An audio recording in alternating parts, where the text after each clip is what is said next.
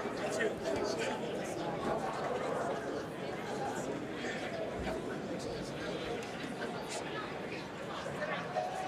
come around. You got two choices.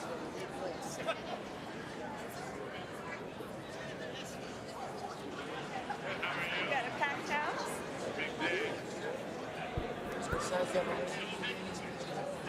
It's nice. Without masks?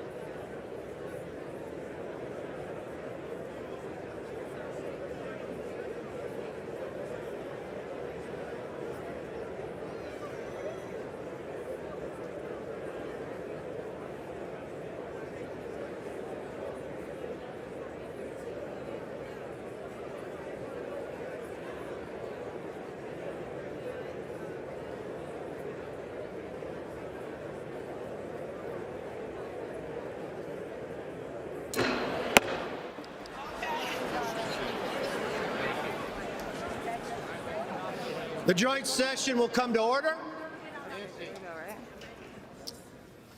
The chair appoints as members of the committee on the part of the House to escort the President of the United States into the chamber: the gentleman from Louisiana, Mr. Scalise; the gentleman from Minnesota, Mr. Emmer; the gentlewoman from New York, Mrs. Stefanik; the gentleman from North Carolina, Mr. Hudson; the gentleman from Alabama, Mr. Palmer; the gentleman from Louisiana, Mr. Johnson; the gentlewoman from Oregon, Mrs. Chavez DeRemer; the gentlewoman from Virginia, Mrs. Kiggins; the gentleman from New York, Mr. Jeffries; the gentlewoman from Massachusetts, Ms. Clark; the gentleman from California, Mr. Aguilar; the gentleman from California, Mr. Liu; the gentlewoman from Washington, Del Bene; the gentleman from South Carolina, Mr. Clyburn; the gentleman from Colorado, Mr. Neguse; and the gentlewoman from California,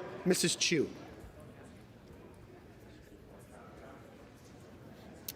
The President of the Senate, at the direction of that body, appoints the following senators as members of the committee on the part of the Senate to escort the President of the United States into the House chamber: the Senator from New York, Mr. Schumer; the Senator from Illinois, Mr. Durbin; the Senator from Washington, Ms. Murray; the Senator from Michigan, Ms. Stapadow; the Senator from Minnesota, Ms. Klobuchar; the Senator from Wisconsin, Ms. Baldwin; there she is; the Senator from Kentucky, Mr. McConnell; the Senator from South Dakota, Mr. Thune; the Senator from Wyoming, Mr. Barrasso; the Senator from West Virginia, Ms. Capito; the Senator from Iowa, Ms. Ernst; the Senator from Montana, Mr. Daines.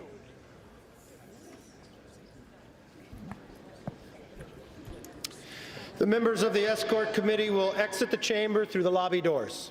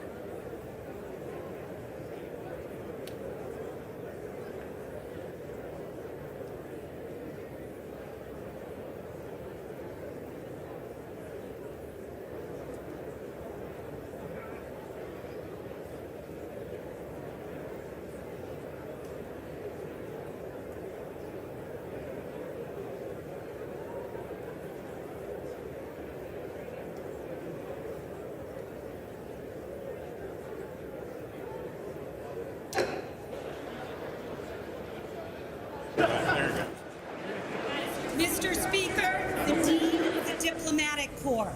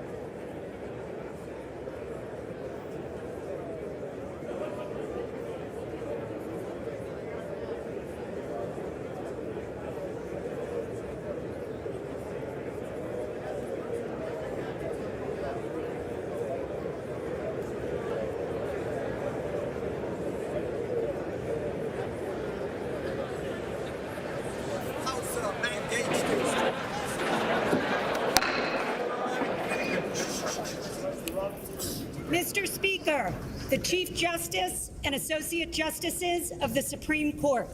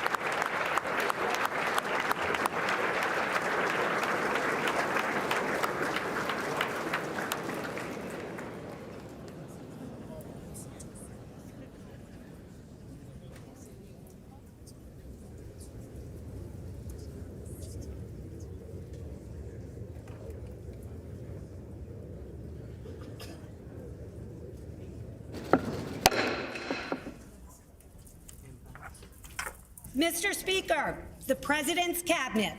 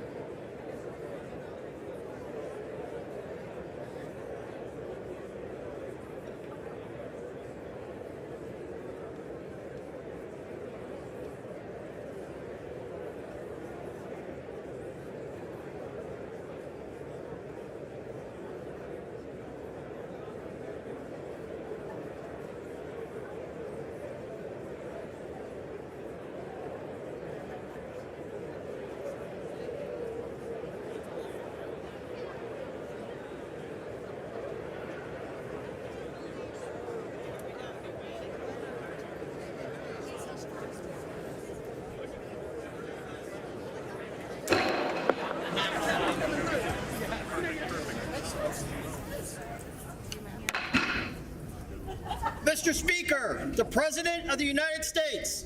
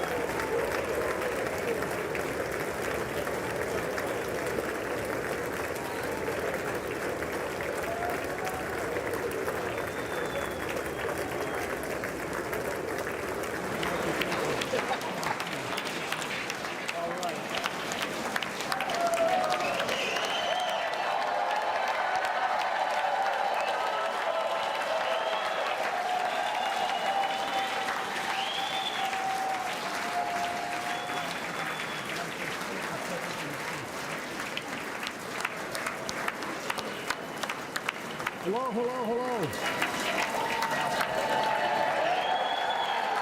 Thank you. Thank you, thank you, thank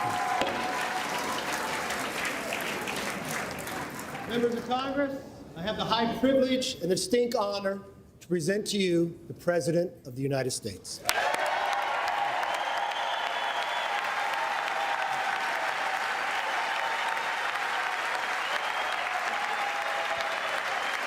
Mr. Speaker.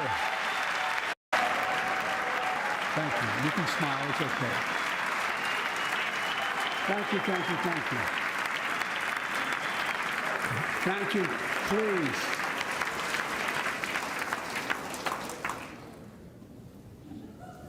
Mr. Speaker, Madam Vice President, our First Lady and Second Gentleman, good to see you guys up there.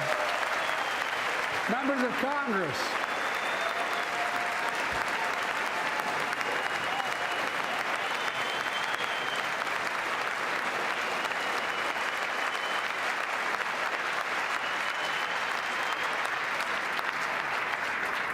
by the way, Chief Justice, I may need a court order. She gets to go to the game tomorrow, next week. I have to stay home. Got to work something out here. Members of the Cabinet, leaders of our military, Chief Justice, Associate Justice, and retired Justice of the Supreme Court, and to you, my fellow Americans. You know, I start tonight by congratulating the 118th Congress and the new Speaker of the House, Kevin McCarthy.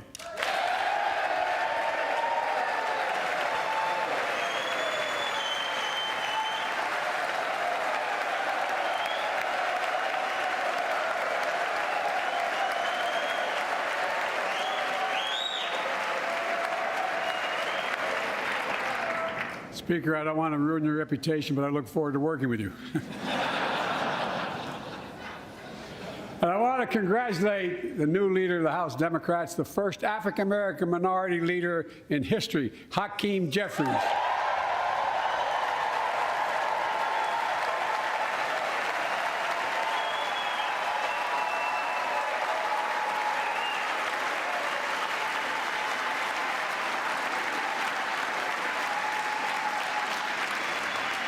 He won in spite of the fact I campaigned for him. Congratulations to the longest-serving leader in the history of the United States Senate, Mitch McConnell. Where are you, Mitch?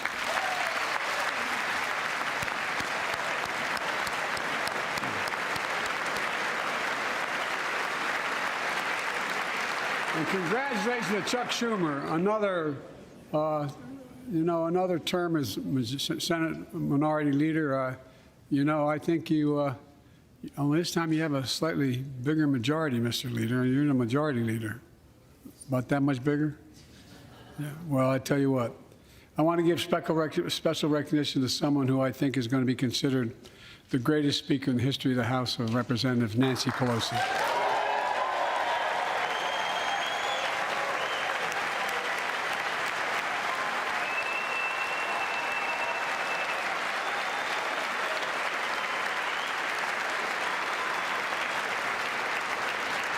Folks, the story of America is a story of progress and resilience, of always moving forward, of never, ever giving up. It's a story unique among all nations. We're the only country that has emerged from every crisis we've ever entered stronger than we got into it. Look, folks, that's what we're doing again. 2 years ago, the economy was reeling. I stand here tonight after we've created, with the help of many people in this room, 12 million new jobs, more jobs created in 2 years than any president's created in 4 years, because of you all, because of the American people. 2 years ago,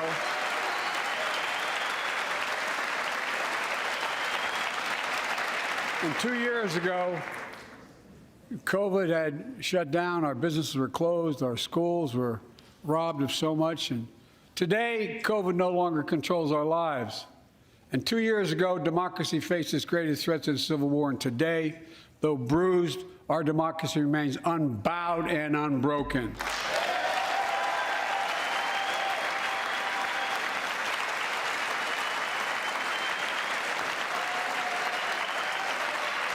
As we gather here tonight, we're writing the next chapter in the great American story, a story of progress and resilience.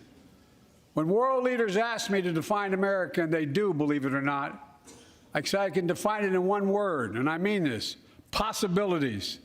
We don't think anything is beyond our capacity. Everything is a possibility. You know, we're often told that Democrats and Republicans can't work together. But over the past 2 years, we've proved the cynics and naysayers wrong. Yes, we disagreed plenty. And yes, there were times when Democrats went alone. But time and again, Democrats and Republicans came together to defend a stronger and safer Europe. You came together to pass once in a generation infrastructure law, building bridges connecting our nation and our people. We came together to pass the most significant law ever, helping victims exposed to toxic burn pits. And in fact,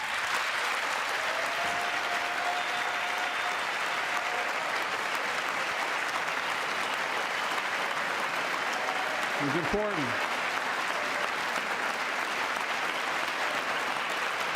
And in fact, I signed over 300 bipartisan pieces of legislation since becoming president, from reauthorizing the Violence Against Women Act, the Electoral Count Reform Act, the Respect for Marriage Act that protects the right to marry the person you love.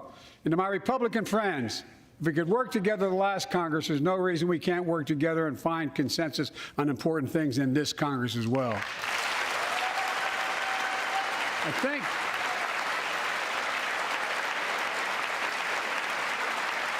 folks,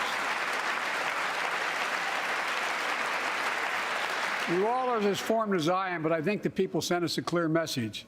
Fighting for the sake of fighting, power for the sake of power, conflict for the sake of conflict gets us nowhere. That's always been my vision of our country, and I know it's many of yours. To restore the soul of this nation, to rebuild the backbone of America, America's middle class, and to unite the country. We've been sent here to finish the job, in my view. For decades, the middle class has been hollowed out in more than, and not no one administration, but for a long time. Too many good-paying manufacturing jobs move overseas. Factories closed down. Once thriving cities and towns that many of you represent became shadows of what they used to be. And along the way, something else we lost: pride, our sense of self-worth. I ran for president to fundamentally change things, to make sure our economy works for everyone, so we can all feel that pride in what we do. To build an economy from the bottom up and the middle out, not from the top down. Because when the middle class does well, the poor have a ladder up, and the wealthy still do very well. We all do well.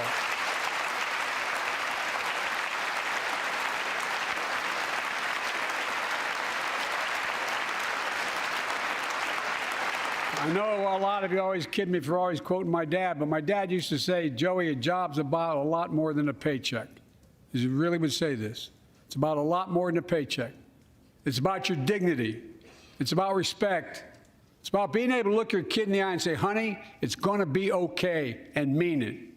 Well, folks, so let's look at the results. We're not finished yet by any stretch of the imagination, but unemployment rate is at 3.4%, a 50-year low. A near record unemployment. Near record unemployment for Black and Hispanic workers. We've already created, with your help, 800,000 good-paying manufacturing jobs, the fastest growth in 40 years. And where is it written? Where is it written that America can't lead the world in manufacturing? And I don't know where that's written. For too many decades, we imported projects and exported jobs. Now, thanks to what you've all done, we're exporting American products and creating American jobs. Folks,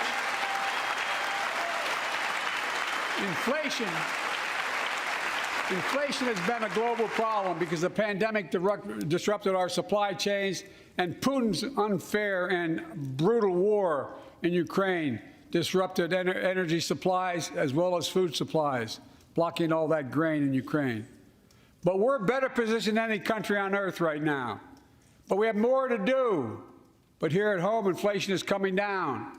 Here at home, gas prices are down $1.50 from their peak. Food inflation is coming down, not fast enough, but coming down. Inflation has fallen every month for the last 6 months. while take-home pay has gone up. Additionally, over the last 2 years, a record 10 million Americans applied to start new businesses. 10 million. And by the way, every time someone starts a small business is an act of hope. And Madam Vice President, I want to thank you for leading that effort to ensure that small businesses have access to capital and the historic laws we enacted that are going to just come into being. Standing here last year, I shared with you a story of American genius and possibilities. Semiconductors, small computer chips the size of a fingerprint that power everything, from cell phones to automobiles and so much more. These chips were invented in America. Let's get that straight. They were invented in America. We used to make 40% of the world's chips. In the last several decades, we lost our edge. We're down to only producing 10%. We all saw what happened during the pandemic when chip factories shut down overseas. Today's automobiles need 3,000 chips, each of those automobiles. But American automobiles couldn't make enough cars because there weren't enough chips. Car prices went up, people got laid off. So did everything from refrigerators to cell phones. We can never let that happen again. That's why we came together to pass the Bipartisan Chips and Science Act.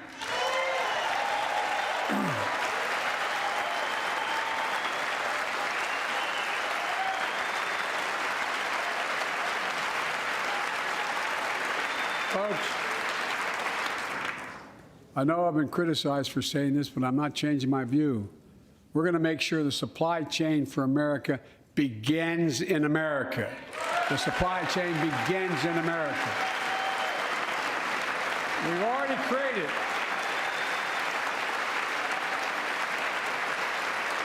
created 800,000 new manufacturing jobs without this law, before the law kicks in. With this new law, we're going to create hundreds of thousands of new jobs across the country. And I mean all across the country, throughout not just the coast, but through the middle of the country as well. That's going to come from companies that have announced more than $300 billion in investment in American manufacturing over the next few years.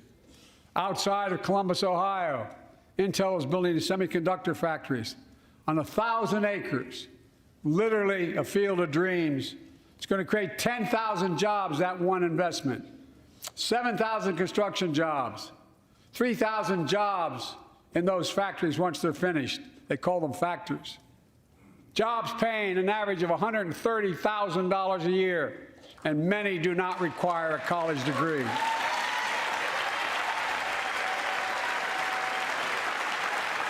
Jobs.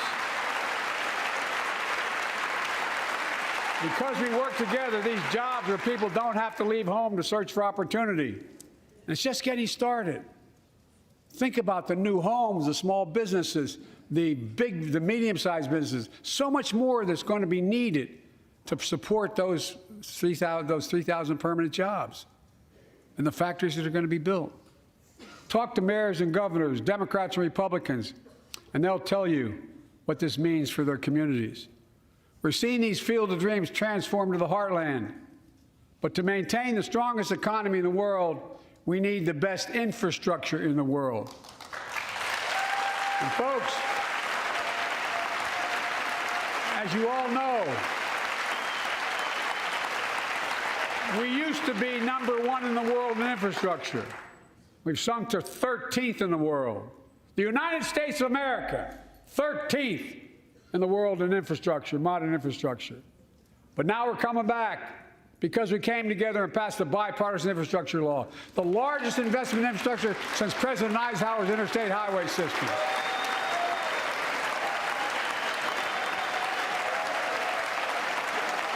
And folks, already we've funded over 20,000 projects, including major airports from Boston to Atlanta to Portland. Projects that are going to put thousands of people to work rebuilding our highways, our bridges, our railroads, our tunnels, ports, airports, clean water, high-speed internet, all across America. Urban, rural, tribal. And folks, We're just getting started. We're just getting started. And I mean it sincerely. I want to thank my Republican friends who voted for the law, and my Republican friends who voted against it as well. But I still get asked to fund the projects in those districts as well. But don't worry. I promised I'd be a president for all Americans. We'll fund these projects. And I'll see you at the groundbreaking. Look, this law will further unite all of America. Projects like Brent Spence Bridge in Kentucky over the Ohio River, built 60 years ago, badly needed repairs, one of the nation's most congested freight routes, carrying $2 billion worth of freight every single day across the Ohio River. And folks, I've been talking about fixing it for decades, but we're really finally going to get it done. Yes. I went there last month with Democrats and Republicans, and from both states, to deliver a commitment of $1.6 billion for this project. And while I was there, I met a young woman named Sarah, who's here tonight. I don't know where Sarah is. Is she up in the box? I don't know.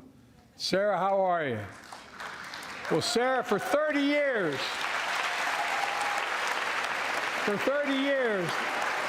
I learned, she told me she'd been a proud member of the Iron Workers Local 44, known as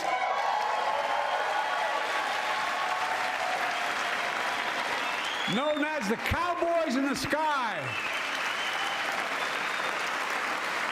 The folks who built Cincinnati's skyline. Sarah said she can't wait to be 10 stories above the Ohio River building that new bridge. God bless her. That's pride. And that's what we're also building. We're building back pride. Look, we're also replacing poisonous lead pipes that go into 10 million homes in America, 400,000 school and child care centers. So every child in America can drink the water instead of having permanent damage to their brain. Look, we're making sure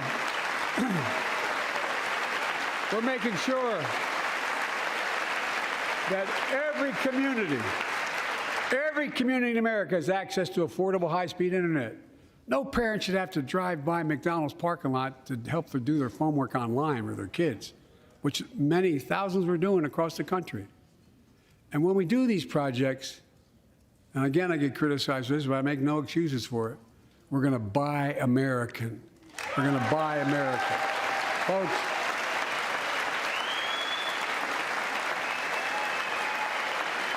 and it's totally consistent with international trade rules. Buy America has been the law since 1933, but for too long, past administrations, Democrat and Republican, have not anymore.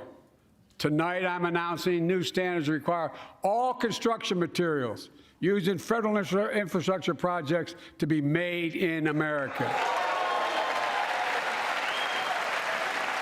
Made in America. I mean it. Lumber, glass, drywall, fiber optic cable. And on my watch, American roads, bridges, and American highways are going to be made with American products as well. Folks, my economic plan is about investing in places and people that have been forgotten. So many of you listening to me tonight, I know you feel it. So many of you felt like you've just simply been forgotten. Amid the economic upheaval of the past 4 decades, too many people have been left behind and treated like they're invisible. Maybe that's you watching from home. Remember the jobs that went away. You remember them, don't you? The folks at home remember them. You wonder whether the path even exists anymore for your children to get ahead without having to move away. Well, that's why I get that. That's why we're building an economy where no one's left behind. Jobs are coming back. Pride is coming back because choices we made in the last several years. You know, this is, in my view, a blue-collar blueprint to rebuild America. and make a real difference in your lives at home. For example, too many of you lay in bed at night like my dad did, staring at the ceiling, wondering what in God's name happens if your spouse gets cancer, or your child gets deadly ill, or something happens to you. What are you going to get money to pay for those medical bills? Or you're going to have to sell the house or try to get a second mortgage on it. I get it. I get it. With the Inflation Reduction Act that I signed into law, we're taking on powerful interest to bring health care costs down so you can sleep better at night with more security.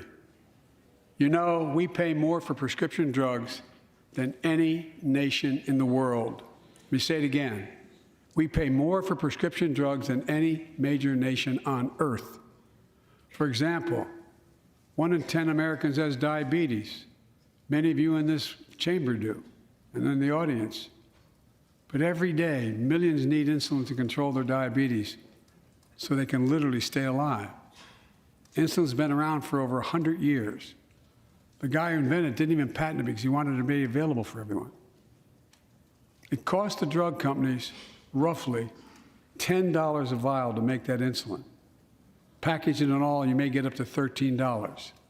But Big Pharma has been unfairly charging people hundreds of dollars, $400 to $500 a month, making record profits. Not anymore. Not anymore.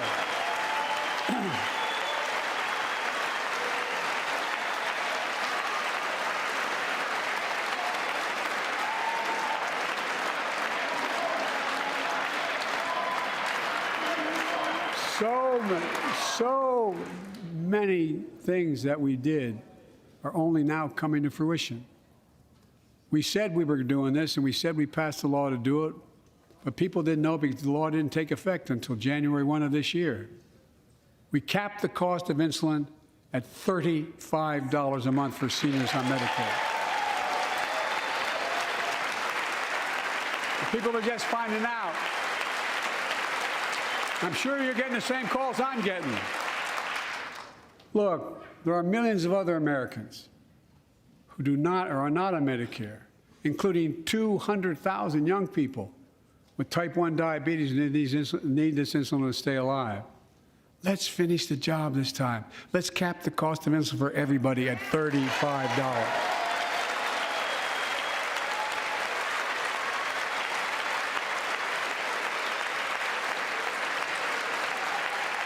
Folks,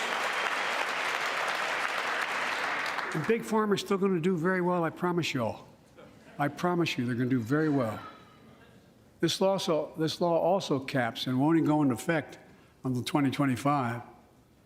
It costs out-of-pocket drug costs for seniors on Medicare at a maximum of $2,000 a year. You don't have to pay more than $2,000 a year, no matter how much your drug costs are. Because you know why? You all know it. Many of you, like many in my family, have cancer. You know the drugs can range from $10,000, $11,000, $14,000, $15,000 for the cancer drugs. If drug prices rise faster than inflation, drug companies are going to have to pay Medicare back the difference. And we're finally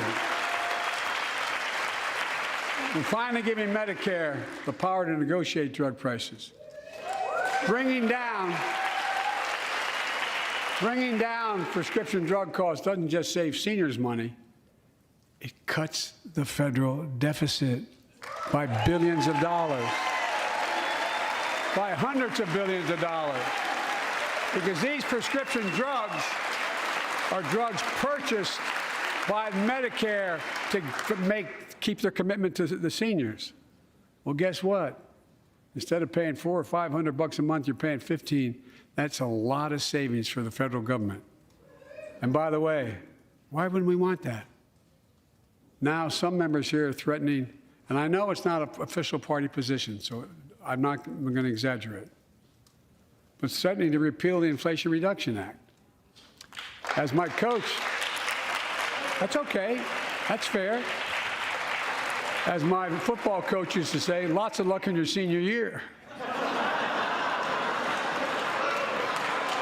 Make no mistake, If you try anything to raise the cost of producing jobs, I will veto it.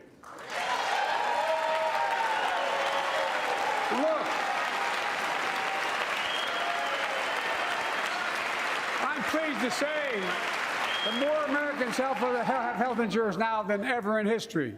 A record 16 million people are enrolled in the Affordable Care Act. And thanks to the law I signed last year, saving millions are saving $800 a year on their premiums. And by the way, that law was written and the benefit expires in 2025. So my plea to some of you, at least in this audience, let's finish the job and make these savings permanent. Expand coverage of Medicaid.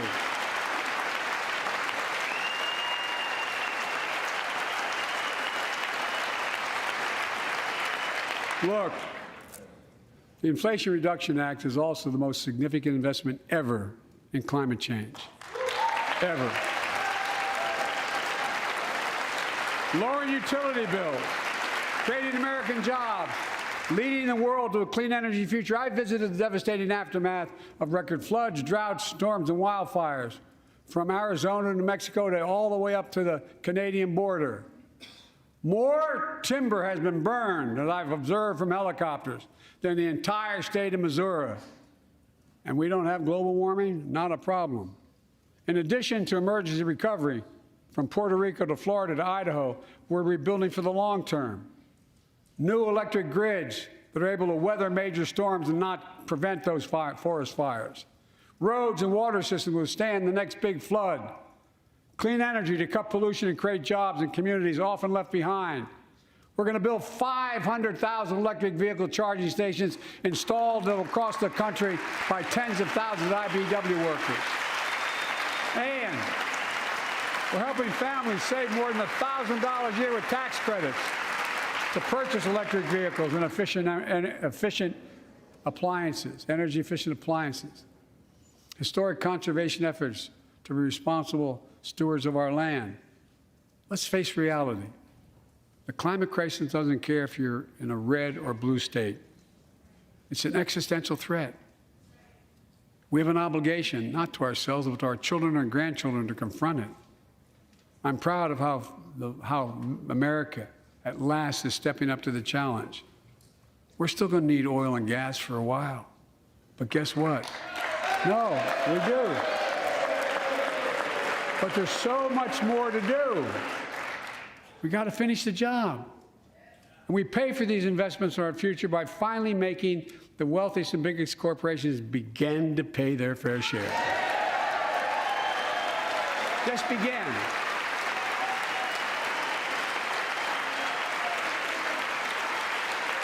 Look, I'm a capitalist. I'm a capitalist, but pay your fair share. I think a lot of you at home agree with me and many people that you know. The tax system is not fair. It is not fair.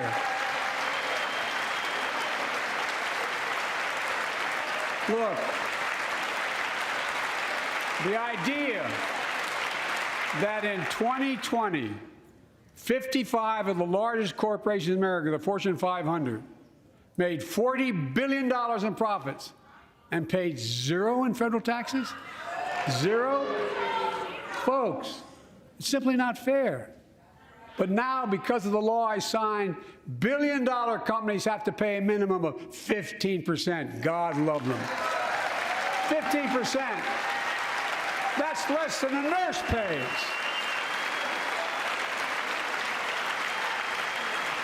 And let me be crystal clear. I said at the very beginning, under my plans, as long as I'm president, nobody earning less than $400,000 will pay an additional penny in taxes. Nobody, not one penny.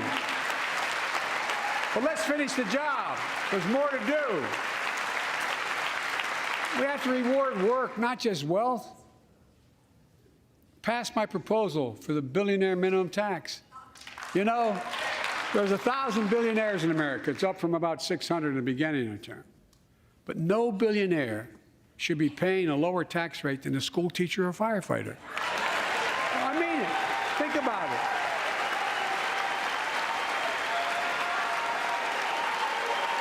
I mean, look,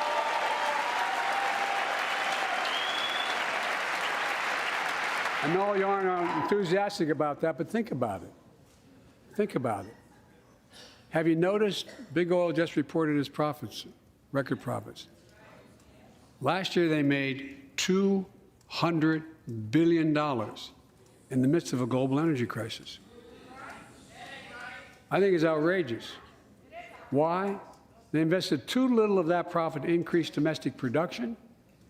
And when I talk to a couple of them, they say, we're afraid you're going to shut down all the oil wells, all the oil refineries anyway, so why should we invest in them? I said, we're going to need oil for at least another decade, and that's going to exceed and beyond that. We're going to need it. Production. If they had, in fact, invested in the production to keep gas prices down, instead, they used the record profits to buy back their own stock, rewarding their CEOs and shareholders. Corporations ought to do the right thing. That's why I propose we quadruple the tax on corporate stock buybacks and encourage long-term investments. They'll still make considerable profit. Let's finish the job and close the loopholes that allow very wealthy to avoid paying their taxes. Instead of cutting the number of audits for wealthy taxpayers, I just signed a law to reduce the deficit by $114 billion by cracking down on wealthy tax cheats. That's being fiscally responsible. In the last 2 years, my administration has cut the deficit by more than $1.7 trillion, the largest deficit reduction in American history. Under the previous administration, the American deficit went up 4 years in a row. Because those record deficits, no president added more to the national debt in any 4 years than my predecessor. Nearly 25% of the entire national debt that took over 200 years to accumulate was added by just one administration alone, the last one. They're the facts. Check it out. Check it out. How did Congress respond to that debt? They did the right thing. They lifted the debt ceiling 3 times without preconditions or crisis. They paid American bills to prevent an economic disaster to the country. So tonight I'm asking the Congress to follow suit. Let's commit here tonight to the full faith and credit of the United States of America will never, ever be questioned. Some of my Republican friends want to take the economy hostage. I get it, unless I agree to their economic plans. All of you at home should know what those plans are. Instead of making the wealthy pay their fair share, some Republicans want Medicare and Social Security to sunset. I'm not saying it's a majority. Let me give you, anybody who doubts it, contact my office. I'll give you a copy. I'll give you a copy of the proposal. That means Congress doesn't vote. Well, I'm glad to see you. And I tell you, I enjoy conversion. You know, it means if Congress doesn't keep the programs the way they are, they'd go away. Other Republicans say, I'm not saying it's a majority of you. I don't even think it's even a significant, but it's being proposed by individuals. I'm not politely not naming them, but it's being proposed by some of you. Look, folks, the idea is that we're not going to be moved into being threatened to default on the debt if we don't respond.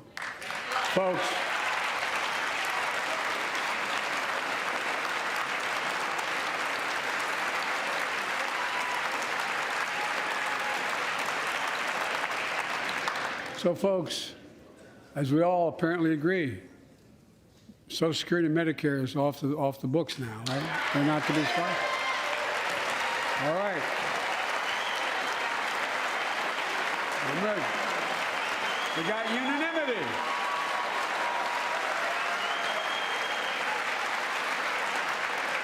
Social Security and Medicare are a lifeline for millions of seniors. Americans have to pay into them from the very first paycheck they started. So tonight, let's all agree, and we apparently are. Let's stand up for seniors.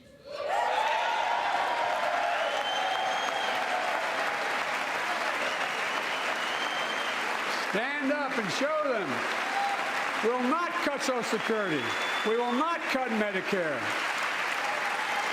Those benefits belong to the American people. They earned it. And if anyone tries to cut Social Security, which apparently no one's going to do, and if anyone tries to cut Medicare, I'll stop them. I'll veto it. And look, I'm not going to allow them to be taken away. Not today, not tomorrow, not ever. But apparently it's not going to be a problem. Next month, when I offer my fiscal plan, I ask my Republican friends to lay down their plan as well. I really mean it. Let's sit down together and discuss our mutual plans together. Let's do that.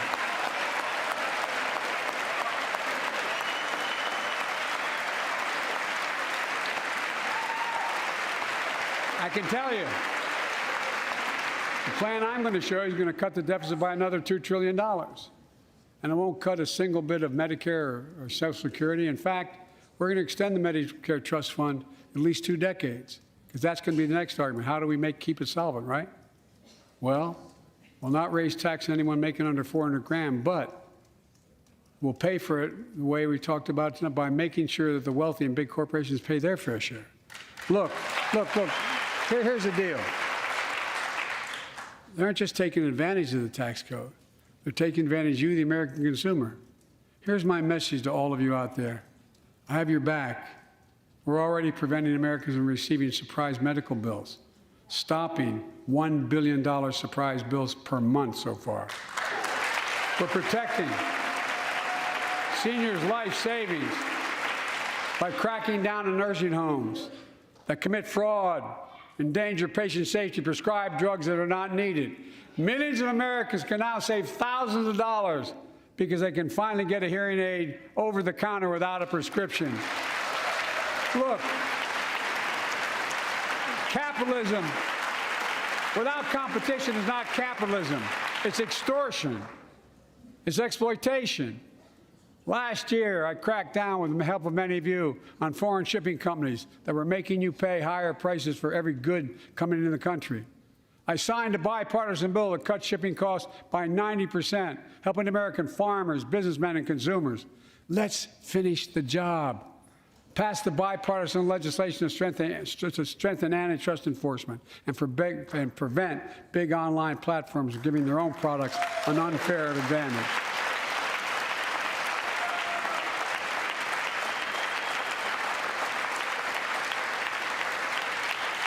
My administration is also taking on junk fees, those hidden surcharges too many companies use to make you pay more. For example, we're making airlines show you the full ticket price up front, refund your money if your flight is canceled or delayed. We've reduced exorbitant bank overdrafts by saving consumers more than $1 billion a year. We're cutting credit card late fees by 75%, from $30 to $8. Look, junk fees may not matter to the very wealthy, but they matter to most other folks in homes like the one I grew up in, like many of you did. They add up to hundreds of dollars a month. They make it harder for you to pay your bills or afford that family trip. I know how unfair it feels when a company overcharges you and gets away with it. Not anymore. We've written a bill to stop it all. It's called the Junk Fee Prevention Act. We're going to ban surprise resort fees that hotels charge on your bill. Those fees can cost you up to $90 a night at hotels that aren't even resorts. The idea that cable, internet, and cell phone companies can charge you $200 or more if you decide to switch to another provider. Give me a break. We can stop service fees on tickets to concerts and sporting events and make companies disclose all the fees up front. And we'll prohibit airlines from charging $50 round trip for a family just to be able to sit together. Baggage fees are bad enough. Airlines can't treat your child like a piece of baggage. Americans are tired of being. We're tired of being played for suckers. So pass the Junk Fee Prevention Act so companies stop ripping us off. For too long, workers have been getting stiffed. but not anymore. We're beginning to restore the dignity of work. For example, I should have known this, but I didn't until 2 years ago. 30 million workers have to sign non-compete agreements for the jobs they take. 30 million.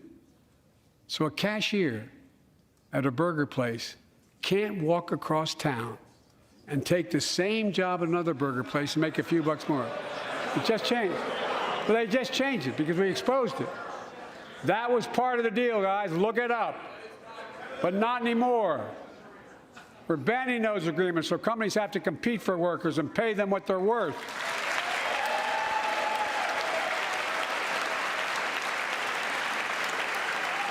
And I must tell you, this is bound to get a response from my friends on my left but the right.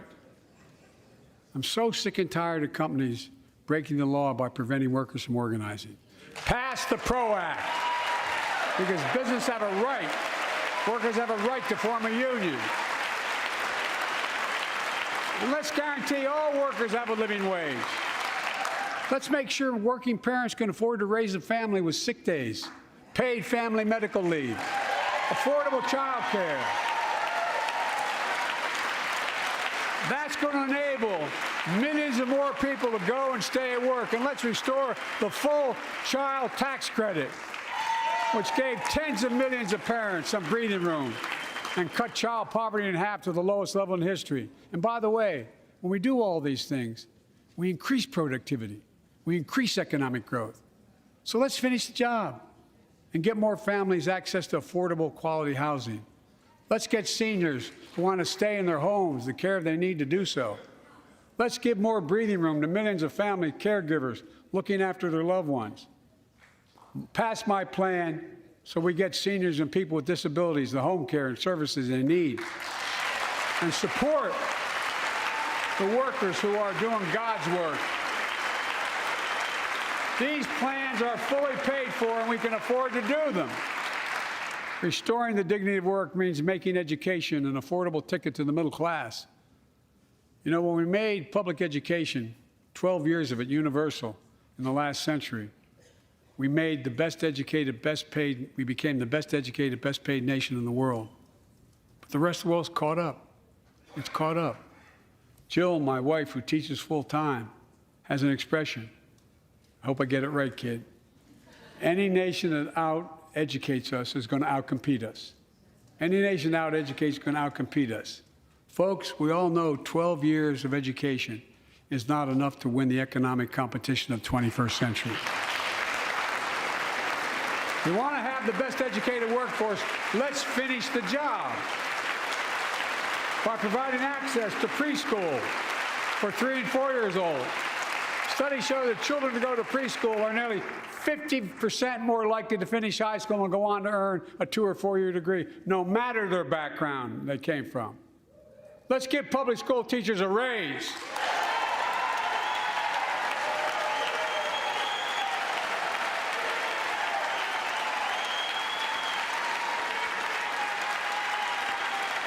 We're making progress by reducing student debt, increasing Pell Grants for working and middle-class families. Let's finish the job and connect students to career opportunities starting in high school. Provide access to 2 years of community college, the best career training in America, in addition to being a pathway to a 4-year degree.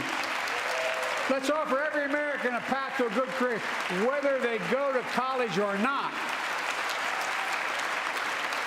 And folks, in the midst of the COVID crisis, when schools were closed and we were shutting down everything, let's recognize how far we came in the fight against the pandemic itself. While the virus is not gone, thanks to the resilience of the American people and the ingenuity of medicine, we've broken the COVID grip on us. COVID deaths are down by 90%. We've saved millions of lives and opened up our country. We opened our country back up, and soon we'll end the public health emergency. But that's called a public health emergency. But we'll remember the toll and pain that's never going to go away. More than 1 million Americans lost their lives to COVID. 1 million. Families grieving, children orphaned, empty chairs at the dining room table constantly reminding you that she used to sit there. Remembering them, we remain vigilant. We still need to monitor dozens of variants and support new vaccines and treatments. So Congress needs to fund these efforts and keep America safe. And as we emerge from this crisis stronger, we're also got to double down on prosecuting criminals who stole relief money meant to keep workers and small businesses afloat.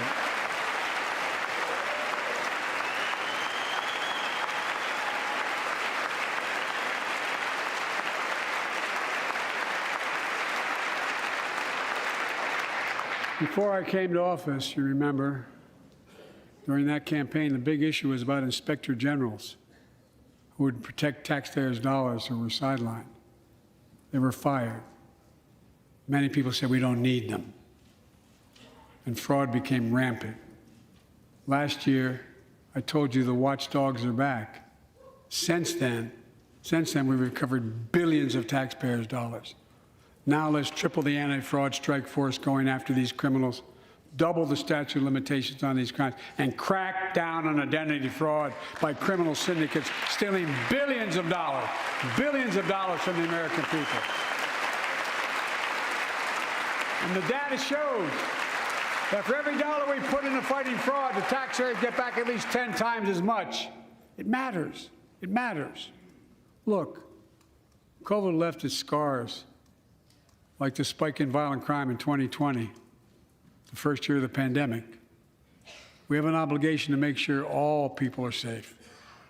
Public safety depends on public trust, as all of us know. But too often that trust is violated. Joining us tonight are the parents of Tyree Nichols. Welcome.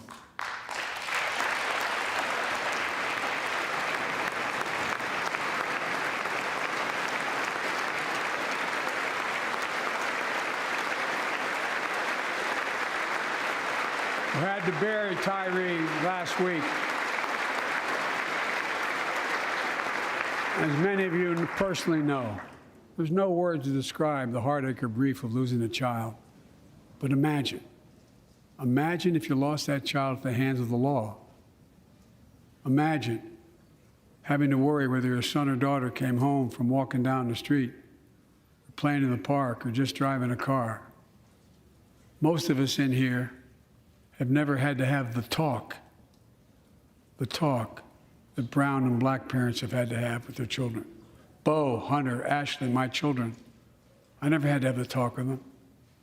I never had to tell them if a police officer pulls you over, turn your interior lights on right away. Don't reach for your license. Keep your hands on the steering wheel. Imagine having to worry like that every single time your kid got in a car. Here's what Tyree's mother shared with me when I spoke to her. When I asked her how she finds the courage to carry on and speak out. With the faith of God, she said her son was, quote, a beautiful soul, and something good will come of this. Imagine how much courage and character that takes. It's up to us, to all of us. We all want the same thing. Neighborhoods free of violence. Law enforcement who earns the community's trust. Just as every cop, when they pin on that badge in the morning, has a right to be able to go home at night, so does everybody else out there. Our children have a right to come home safely. Equal protection under the law is a covenant we have with each other in America. We know police officers put their lives on the line every single night and day. And we know we ask them in many cases to do too much, to be counselors, social workers, psychologists, responding to drug overdoses, mental health crises, and so much more. In one sense, we ask much too much of them. I know most cops and their families are good, decent, honorable people, the vast majority. But they risk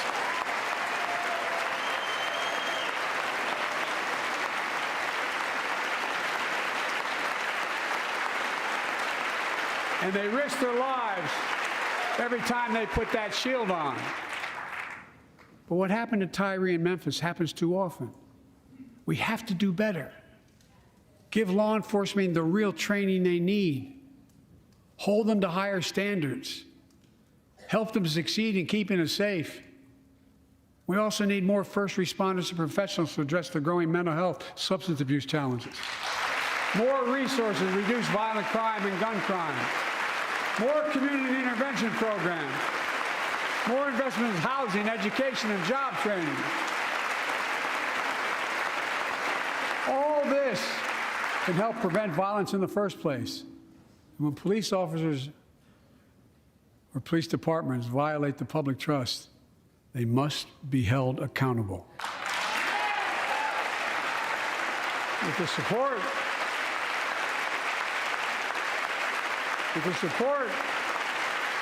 of the families of victims, civil rights groups, and law enforcement, I signed an executive order for all federal officers, banning chokeholds, restricting no-knock warrants, and other key elements of the George Floyd Act.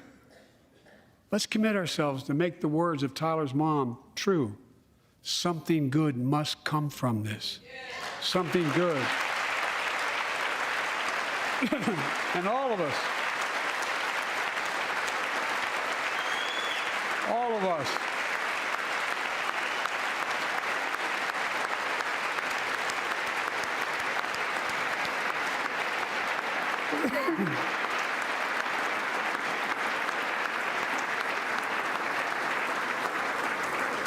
folks, it's difficult, but it's simple. All of us in this chamber, we need to rise to this moment. We can't turn away.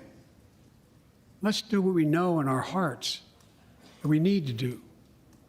Let's come together to finish the job on police reform. Do something. Do something. That was the plea of parents who lost their children in Uvalde. I met with every one of them. Do something about gun violence. Thank God. Thank God we did. Passing the most sweeping gun safety law in 3 decades. That includes things like that the majority of responsible gun owners already support. Enhanced background checks for 18 to 21 years old. Red flag laws, keeping guns out of the hands of people who are a danger to themselves and others. But we know our work is not done. Joining us tonight is Brandon Say, a 26-year-old hero. Brandon put his college dreams on hold to be at his mom's side. His mom's side when she was dying from cancer. And Brandon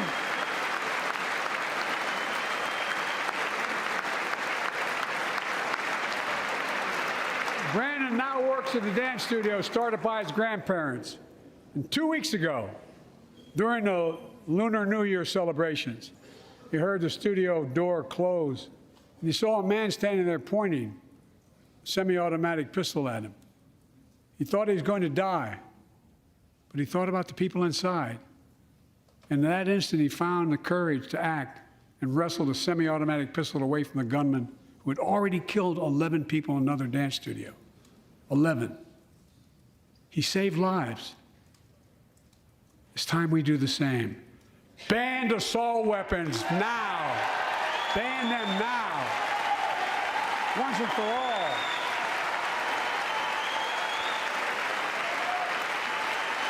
I led the fight to do that in 1994. And in 10 years, that ban was law, mass shootings went down.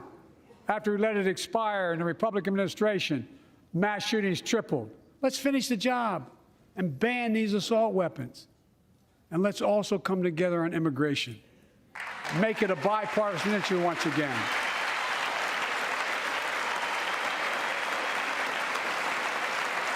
We know we now have a record number of personnel working to secure the border, arresting 8,000 human smugglers, seizing over 23,000 pounds of fentanyl in just the last several months. We've launched a new border plan last month. Unlawful migration from Cuba, Haiti, Nicaragua, and Venezuela has come down 97% as a consequence of that. But American border problems won't be fixed until Congress acts. If we don't pass my comprehensive immigration reform, at least pass my plan to provide the equipment and officers to secure the border.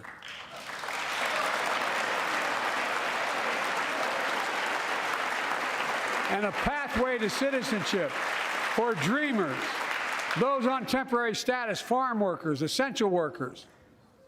Here in the People's House, it's our duty to protect all the people's rights and freedoms. Congress must restore the right and the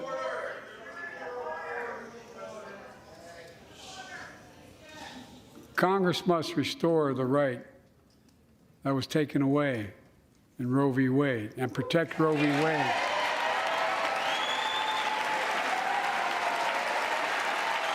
Give every woman a constitutional right. The Vice President and I are doing everything to protect access to reproductive health care and safeguard patient safety. But already more than a dozen states are enforcing extreme abortion bans. Make no mistake about it. If Congress passes a national ban, I will veto it. But let's also pass the Bipartisan Equality Act to ensure LGBTQ Americans, especially transgender young people, can live with safety and dignity. Our strength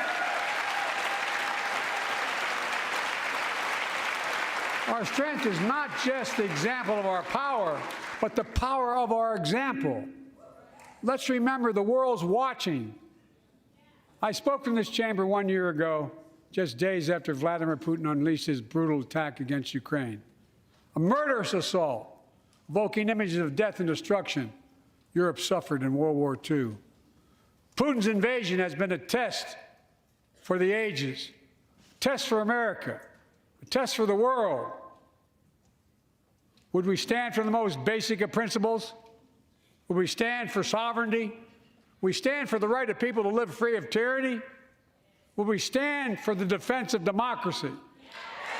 For such defense matters to us because it keeps peace and prevents open season on would-be aggressors and threatens our prosperity. 1 year later, we know the answer. Yes, we would, and we did. We did. And together, we did what America always does at our best. We led. We united NATO. We built a global coalition. We stood against Putin's aggression. We stood with the Ukrainian people. Tonight, we're once again joined by Ukraine's ambassador to the United States. She represents not just her nation, but the courage of her people. Our ambassador is here, united. We're united in our support of your country. Will you stand so we can all take a look at you? Thank you.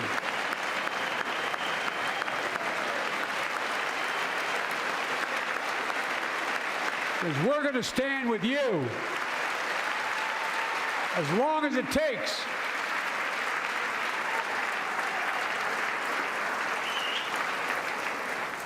Our nation is working for more freedom, more dignity, more peace, not just in Europe, but everywhere.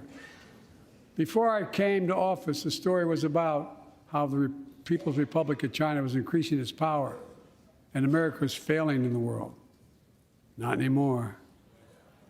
We made clear, and I made clear in my personal conversations, which have been many, with President Xi, that we seek competition, not conflict.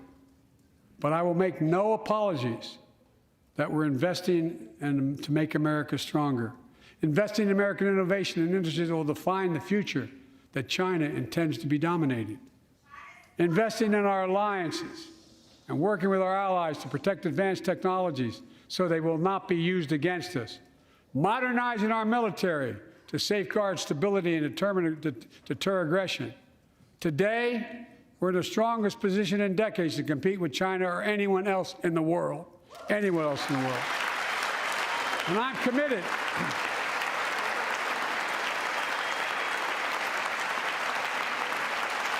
I'm committed to work with China where we can advance American interests and benefit the world. But make no mistake about it. As we made clear last week, if China threatens our sovereignty, We will act to protect our country, and we did.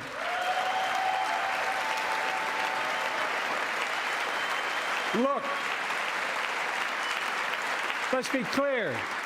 Winning the competition should unite all of us. We face serious challenges across the world. But in the past 2 years, democracies have become stronger, not weaker. Autocracies have grown weaker, not stronger. Name me a world leader who changed places with Xi Jinping. Name me one. Name me one. America's rallying the world to meet those challenges, from climate to global health, to food insecurity, to terrorism, to territorial aggression. Allies are stepping up, spending more, and doing more. Look, the bridges we're forming between partners in the Pacific and those in the Atlantic, and those who bet against America are learning how wrong they are. It's never, ever been a good bet to bet against America. Never.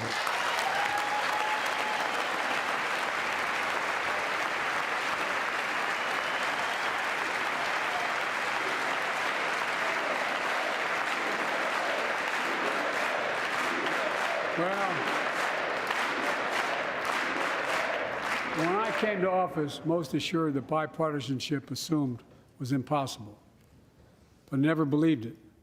That's why a year ago I offered a unity agenda to the nation as I stood here. We made real progress together. We passed a law making it easy for doctors to prescribe effective treatments for opioid addiction. We passed the gun safety law, making historic investments in mental health. We launched the ARPA-H drive for breakthrough in the fights against cancer, Alzheimer's, and diabetes, and so much more. We passed the Heath Robinson PACT Act, named after the late Iraq War veteran whose story about exposure to toxic burn kits I shared here last year.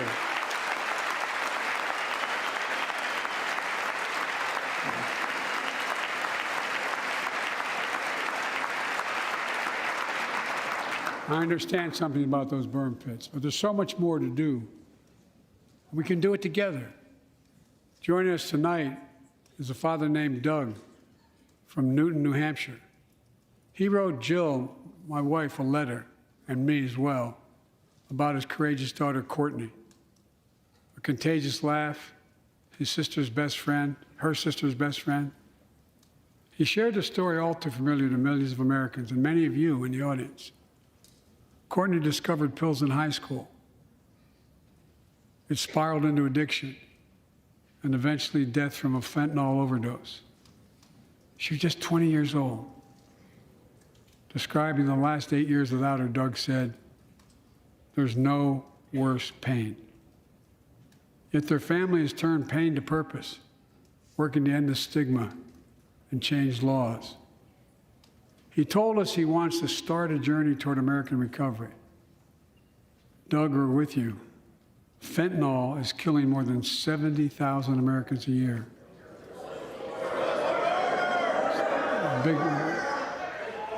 You got it.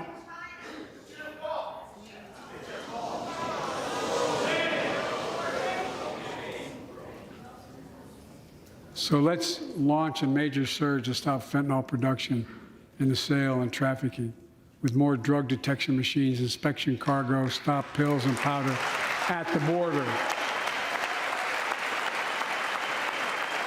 Working with couriers like FedEx to inspect more packages for drugs. Strong penalties to crack down on fentanyl trafficking. Second, let's do more on mental health, especially for our children. When millions of young people are struggling with bullying, violence, trauma, we owe them greater access to mental health care at their schools. We must finally hold social media companies accountable for experimenting they're doing running children for profit.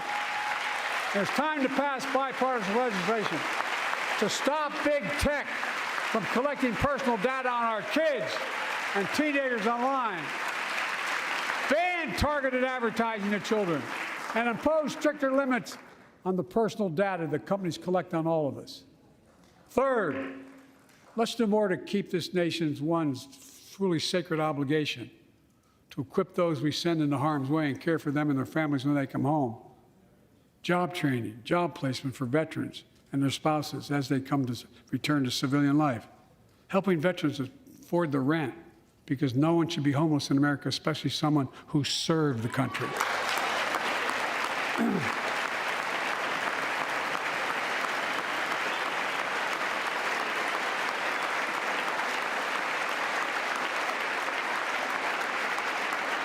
Dennis McDonough is here, of the VA. We had a first real discussion when I asked him to take the job. I'm glad he did. We were losing up to 25 veterans a day on suicide. Now we're losing 17 a day to the silent scourge of suicide. 17 veterans a day are committing suicide. More than all the people being killed in the wars. Folks, VA is doing everything it can, including expanding mental health screening, proven programs that recruits veterans to help other veterans understand what they're going through, get them the help they need. We got to do more. And fourth, last year, Jill and I reignited the cancer moonshot that I was able to start with President Obama asked me to lead our administration on this issue. Our goal is to cut the cancer death rates at least by 50% in the next 25 years. Turn more cancers from death sentences to treatable diseases. Provide more support for patients and their families. It's personal to so many of us in this audience. Joining us are Morris and Candice, an Irishman and the daughter of immigrants from Panama. They met and fell in love in New York City and got married in the same chapel Jill and I got married in New York City. Kindred spirits. He wrote us a letter about his little daughter, Ava, and I saw her just before I came over.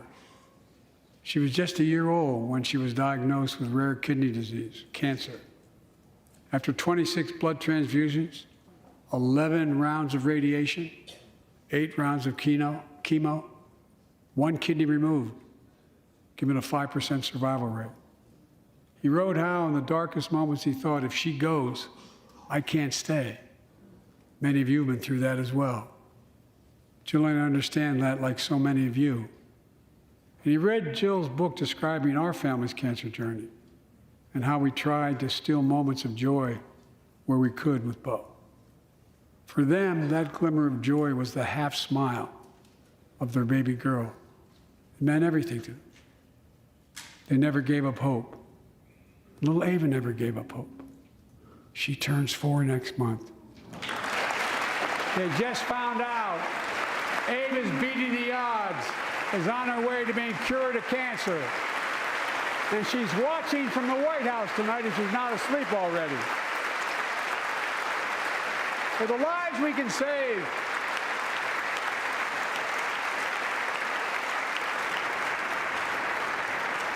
For the lives we can save and the lives we've lost, let this be a truly American moment that rallies the country and the world together and proves that we can still do big things. 20 years ago, under the leadership of President Bush and countless advocates and champions, he undertook a bipartisan effort through PEPFAR to transform the global fight against HIV/AIDS. It's been a huge success. He thought big. He thought large. He moved. I believe we can do the same thing with cancer.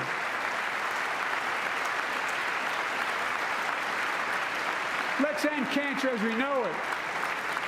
Cure some cancers once and for all. Folks, there's one reason why we've been able to do all of these things. Our democracy itself. It's the most fundamental thing of all. With democracy, everything's possible. Without it, nothing is. For the last few years, our democracy has been threatened and attacked, put at risk, put to the test in this very room on January the 6th. And then just a few months ago, an unhinged big lie assailed and unleashed a political violence, the home of the then Speaker of the House of Representatives, using the very same language the insurrectionists used as they stalked these halls and chanted on January 6th. Here tonight in this chamber is a man who bears the scars of that brutal attack, but is as tough and as strong, as resilient as they get. My friend Paul Pelosi. Paul, stand up.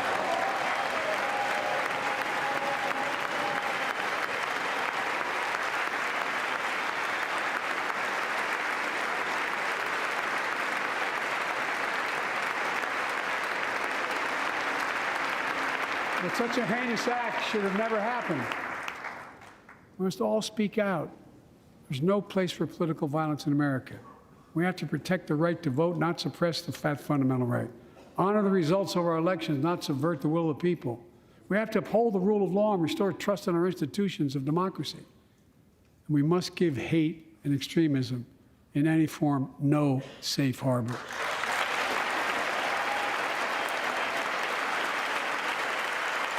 Democracy must not be a partisan issue. It's an American issue. Every generation of Americans has faced a moment where they have been called to protect our democracy, defend it, stand up for it. And this is our moment. My fellow Americans, we meet tonight at an inflection point, one of those moments that only a few generations ever face, where the direction we now take is going to decide the course of this nation for decades to come. We're not bystanders of history. We're not powerless before the forces that confront us. It's within our power of we, the people. We're facing the test of our time. We have to be the nation we've always been at our best, optimistic, hopeful, forward-looking. A nation that embraces light over dark, hope over fear, unity over division, stability over chaos. We have to see each other not as enemies, but as fellow Americans. We're good people. The only nation in the world built on an idea, the only one.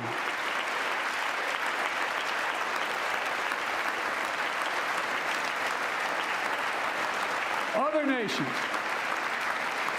are defined by geography, ethnicity, but we're the only nation based on an idea that all of us, every one of us, is created equal in the image of God. A nation that stands as a beacon to the world. A nation in a new age of possibilities. So I've come to fulfill my constitutional obligation to report in the State of the Union. And here's my report. Because the soul of this nation is strong, because the backbone of this nation is strong, because the people of this nation are strong, the State of the Union is strong.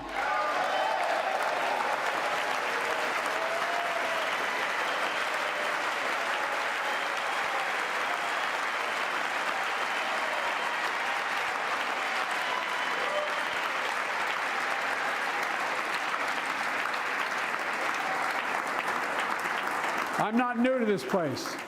I stand here tonight having served as long as about any one of you have ever served here. But I've never been more optimistic about our future, about the future of America. We just have to remember who we are. We're the United States of America, and there's nothing beyond our capacity if we do it together. God bless you all, and may God protect our troops. Thank you.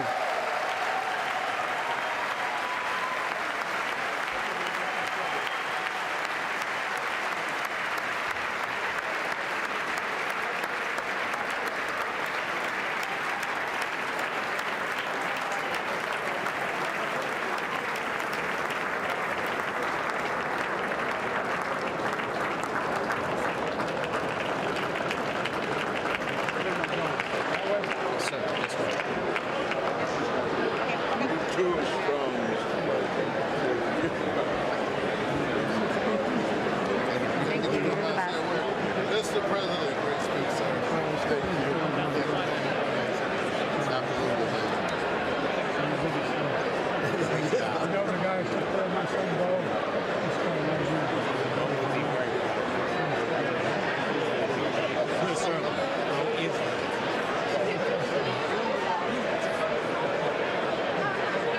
Hey, Big John. Good job, Mr. President. I told you I'm campaigning for you against him. Never helped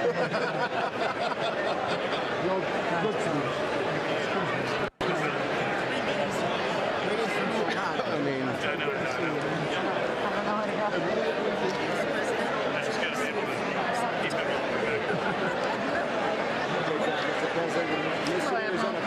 How are you?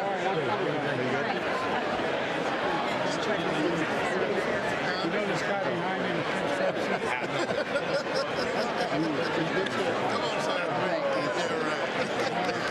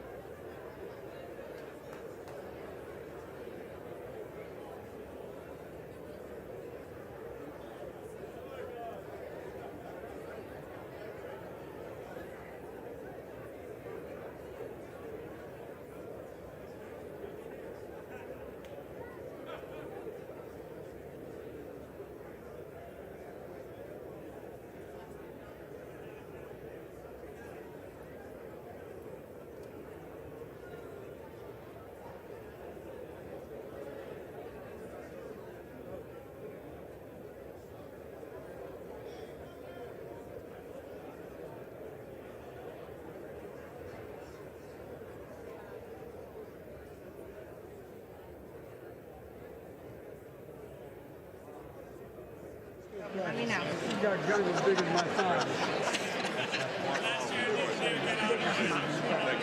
Joe, we love you. Memphis needs everything it can get. I know. We got problems. I know you do. I've been talking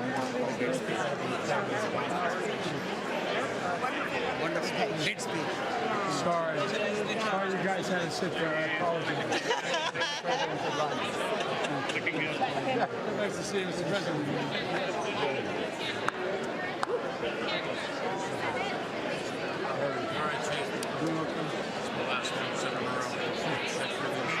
Do you remember, I told a story. Corner. I told a story. President Reagan didn't see how he wasn't. He said, who do you want? It's pretty close. I said, well, mine's not the choose, it's the dispose. You propose, we dispose. He said, read off the list of names. He read the foremost conservative justice in America. And he said, Wilfred Hayden. It's a true story. And I said, reform. I said, no, I don't know what else to do. I think it's still, I think it's very good. And he said, reform, and kept this up. And I told him how it's working. It's now a trouble. And all of a sudden, he says, you got to leave, Joe. And I looked out at my kid and I said, I'm really busy. He said, come with me. And he walked over to the door of the private dining. And nobody's doing his face. That's his story. He had it there. I said he didn't miss a step. Oh, yeah, no, he had a great sense of humor. He had a great sense of humor. You confirm me in the signature. Oh, I know.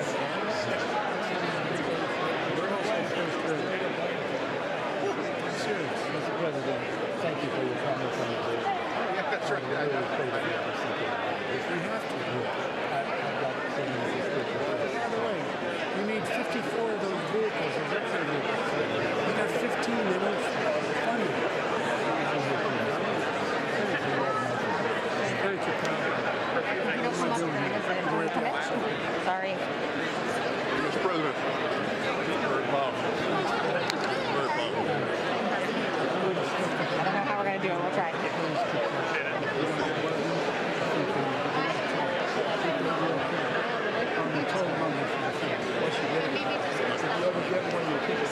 My mother said, left hand closest to the heart. Bless you. Thank you. Good. You enjoyed Simple. Yeah. And then you said, yep. My God, I want to give you thanks. You don't have to go. Yeah.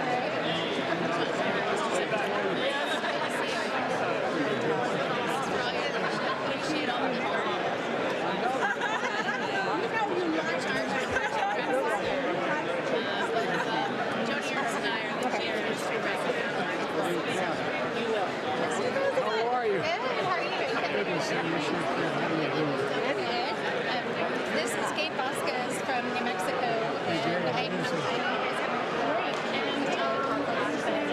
he's our newest member. Yes, and he's a freshman. He's loved us. Of course. For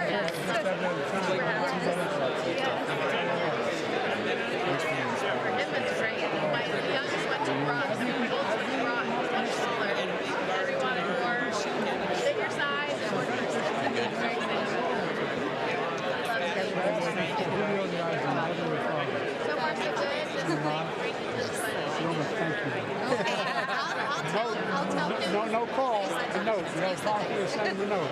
Okay. All right. I'll tell him that. She's the first one. Rather elected to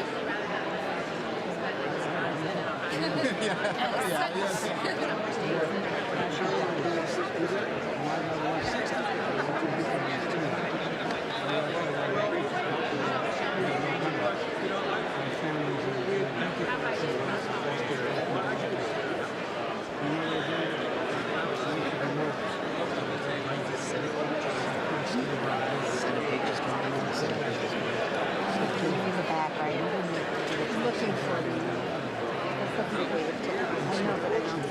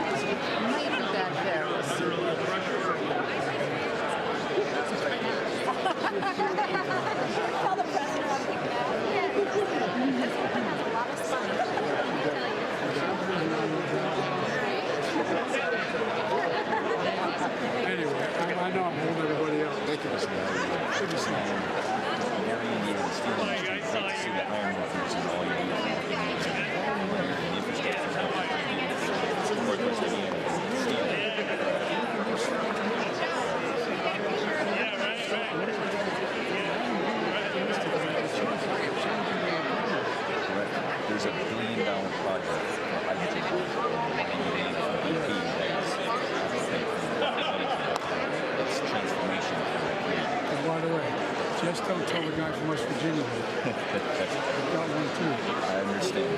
There's 10.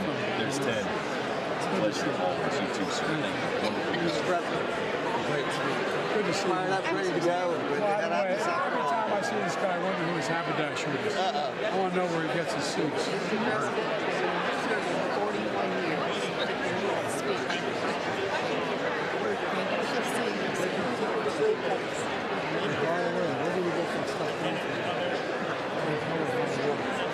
It's gigantic.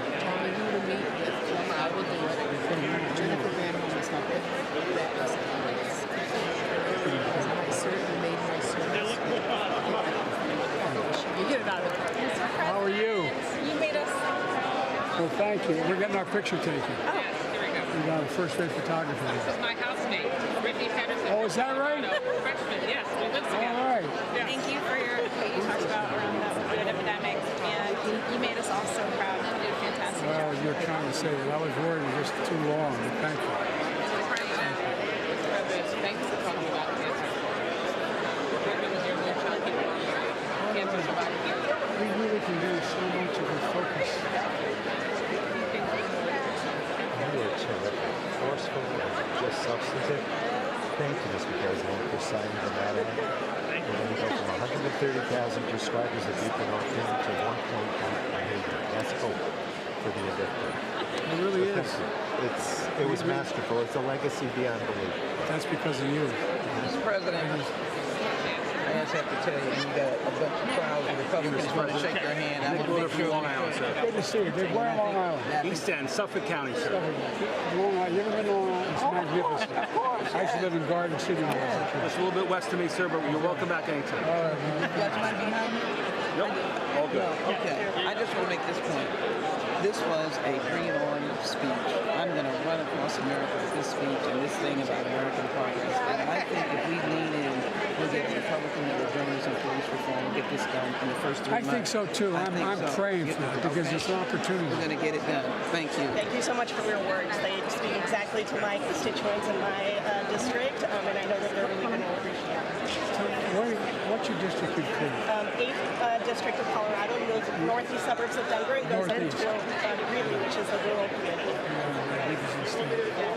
I'm just getting Big and ag. I'm getting this selfie, please. Then I get it. There you go. Oh, I'm big. You're embarrassed. He's trying to make me feel good. She erased it. I really appreciate you taking so much time. That meeting was tremendous. We're grateful. Thank you so much.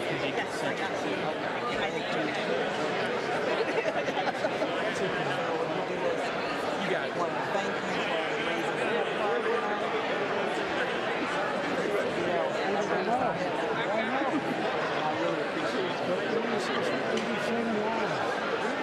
You got to reauthorize it this year, so.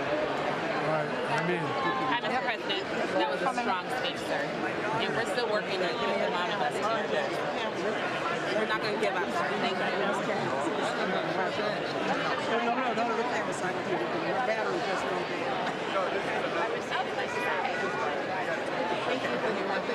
Thank you.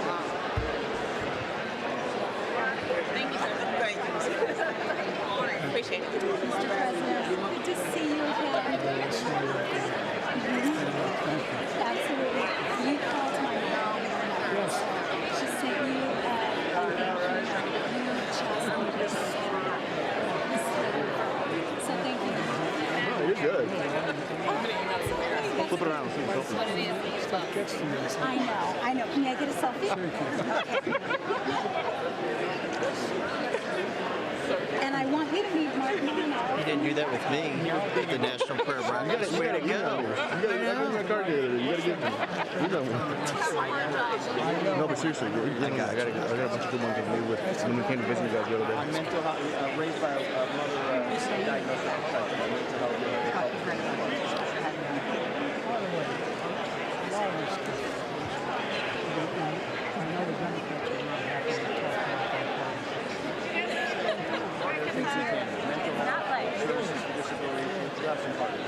You're doing a great job. Great Yes. The freshmen are waiting on you, Mr. President. Oh, yeah. We're so excited. You got us fired up. Yes, that's right. Not shy. That's right. Serendipitous occasion. It was fantastic. I'm doing great. We'd love for you to Going up to Michigan. That's right. We need you in West Michigan, Grand Rapids. We need you to come. Could you take my phone the other I've day? been there a number of times. I'll come back. Talk to your team. Mr. President, we need you to come to Hawaii. Sure. You may have to put them on. Everyone is like, Jill, can we get an invite? We're trying to get to Hawaii next week.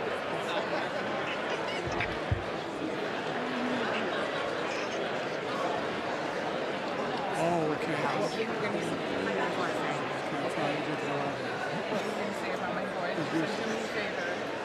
We're gonna catch it. And then as soon as I get this one, then I'm gonna flip to you to say This is my 5-month-old son, Oh, Hodge. God, I love you. He's I brought him to the man. speakers, but yeah, he's a cute little. He sure the hell is. You're a lucky man. I know. Hold on, let's see. So that's Oh, the you one. got the photo. Good. Yeah. Thank you. Oh, there we go. All right. Thank you for Columbus, Ohio. That means the world. And I got invitation for Wisconsin, please come to Hawaii. Can I take me? We need to share some Great Try to years. see if you'll come visit her in Great Hawaii. years. Every time I sat down with Barack, he'd start every morning I met with him. And he'd start off every conversation. You know what the temperature is in Hawaii right now? 79. He'd say 79. And the great boys. Hey guys, how you doing? Take care of mom and be patient with dad, okay? Mr. President, thank you again. Jimmy. Thank you, I'm sir. holding up the staff. I'm going to get in real trouble. Get out of here. Yep, of course. And I might be the person in the audience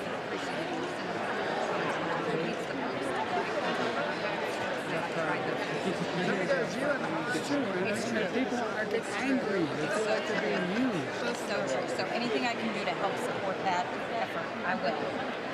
Yes, sir. Anything I can do. Get a number. Thank you, Mr. President. Oh, come on, man. That's You're my son. I know you're talking about. Who died because of it. Thank you. Good to see you, man. Jimmy Panetta, good to see you. Jimmy. Yeah. And tell Dad to take it easy on you, will you? Well, he got your message, by the way. Oh, did he? Good. No, and I'll let him know to take it easy on you. Mr. President, we're ready to help you finish the job. Well, we're ready to try to finish it. Good to see you, pal. Thank you so much. We're great to see you. Thank you. Nice to see you. I stayed out of respect. You know, it's the anniversary of John's death. It's Bo's birthday 2 days ago. I know, that's how we always, they're up there watching. Yep. I have to, I believe it. Hey, man. Hey, Mr. President, Morgan McGarty, a Democrat from Kentucky. Kentucky, how's that, boy? Good to see you. It's Good to see you. He's a good one. My 4-year-old asked me to ask you this, if she can come to Easter. Sure, she can come. Okay, there we go. With or without you. We'll take care of it. I'll tell her that she got the invite. Grace. I do, pal. Thanks. We don't want to wait for that. But we can do this. By the way, 85% of the done is already passed. We just got to get it done now. And let people know. They don't know. That's right. That's right. I talk all the time. And they really do. Yep. Let's spend it well. You got it. Nice to meet you. By the way, you're preaching to the choir. Sir, good to see you. Good to see Thanks you, for your man. time tonight. And want to catch up with you again on the California water. We let 500,000 acres go dry in agriculture last year, and I don't know where the food's going to come from. I don't either. I've been out there this whole time. Yeah, appreciate it. So we need Bureau of So the Reclamation. two houses now resolved. All right. Okay, thanks. The House will come to order. For what purpose does the gentleman from Louisiana seek recognition? Mr. Speaker, I move that the message of the President be referred to the Committee of the Whole House on the State of the Union. And it took President Biden 20 minutes to get from the podium out the door of the House as he greeted members and got lobbied on legislation and et cetera. Well, in about 5 minutes, the response from the Republicans Governor Sarah Huckabee Sanders will be delivered from Little Rock. That begins in about 5 minutes. Now, the president has a full schedule this week. He will be traveling and talking about some of the issues in depth that he mentioned tonight. He's got an economic speech in Madison, Wisconsin tomorrow. He'll be talking about Medicare in Tampa, and then back on to Washington on Friday for the National Governors Association and a meeting with the re-elected president of Brazil, Lula da Silva. Now, after Sarah Huckabee Sanders, we're going to be taking your phone calls, and we want to hear your voices, your response to what the president had to say and what Governor Sanders had to say. 202 is the area code. 748-8921 for Republicans, 748-8920 for Democrats, and 748-8922 for Independents. Now, of course, you can send a text message as well if you want to, if you can't get through on the phones. 202-748-8903 is that number. Just remember to include your first name and your city if you would. Let's see what Greta Brawner has found in reaction to the speech. CBS reporter Ed O'Keefe tweeting out this about the speech: the most ruckus, rancorous reception for a president at his State of the Union address I can recall. And I cannot recall seeing a speaker try to shush members of his or her caucus before, like Speaker McCarthy tried tonight. One of the most ruckus moments came tonight at this point during his speech. Instead of making the wealthy pay their fair share, some Republicans want Medicare and Social Security to sunset. I'm not saying it's a majority. Let me give you, anybody who doubts it, contact my office. I'll give you a copy. I'll give you a copy of the proposal. That means Congress doesn't vote. Well, I'm glad to see you. No, I tell you, I enjoy conversion. You know, it means if Congress doesn't keep the programs the way they are, they'd go away. Other Republicans say, I'm not saying it's a majority of you. I don't even think it's even a significant, but it's being proposed by individuals. I'm not politely not naming them, but it's being proposed by some of you. Look, folks, the idea is that we're not going to be moved into being threatened to default on the debt if we don't respond. Folks. From President Biden's address, one of the most ruckus moments, as Ed O'Keefe notes. Ahead of tonight's speech, there was this poll put out by the Washington Post that found on this question of the debt ceiling and whether or not there should be spending cuts included, 65% of U.S. adults polled said the debt payment and federal spending should be handled separately by the president and Congress. We'll bring more reaction from the State of the Union address later after we hear from the Republican governor, Sarah Huckabee Sanders. Peter. And Sarah Huckabee Sanders was just elected this past November. She took office on January 10th, and she won by 28 points. And of course, she served as President Trump's press secretary for a couple of years. Her father was governor of Arkansas from 1998 to 1996 to 2007. And Governor Sanders met her husband Brian on her father's 2008 presidential campaign, and they have 3 children. After the governor speaks, we will be going to your phone calls and your reaction on social media, either via text message or on our social media platforms. Just remember, you can also listen to everything that you're hearing tonight on C-SPAN on our C-SPAN Now app. It's free and it's available at all locations where you download your apps.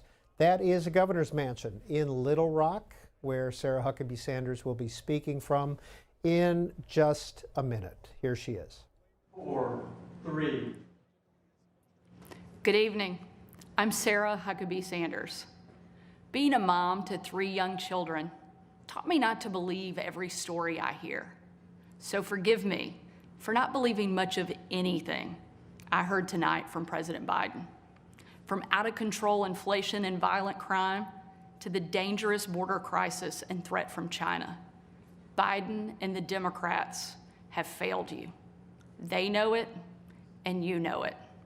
And it's time for a change.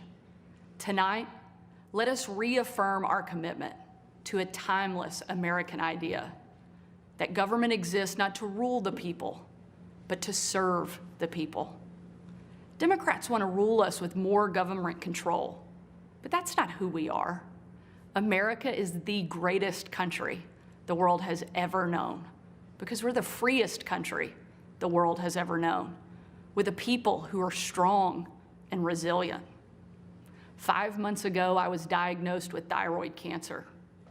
It was a hard time for our family, particularly our kids, Scarlett, Huck, and George. But we kept our faith and persevered.